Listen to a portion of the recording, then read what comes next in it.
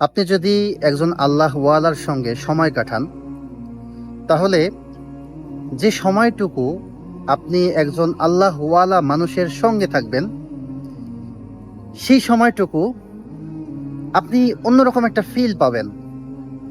একজন আল্লাহ ওয়ালা ব্যক্তি, তার ভিতরে একটা ফ্রিকোয়েন্সি আছে, একটা মানে অদৃশ্য একটা ওয়েভ আছে। আমরা জানি যে আমরা যদি কোনো একটা রেডিওতে টিউন করতে চাই, তাহলে আহ, একটা ফ্রিকোয়েন্সি মেনটেন করে সেই রেডিওটা শুনতে হয়। ঠিক তেমনই ভাবে যে আল্লাহওয়ালা ব্যক্তি, তারও একটা ওয়েভ বা ফ্রিকোয়েন্সি আছে। যখন আপনি তার সঙ্গে বসবেন,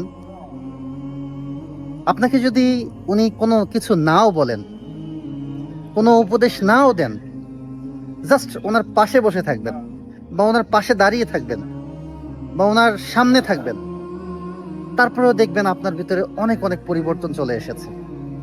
আপনার অন্তরে আপনি শান্তি অনুভব করবেন, আপনার ভিতরে পরিবর্তন আসবে, ভালো লাগবে, এবং অটোমেটিক আল্লাহর কথা স্মরণ হবে এবং আল্লাহর পথে চলতে ইচ্ছে হবে।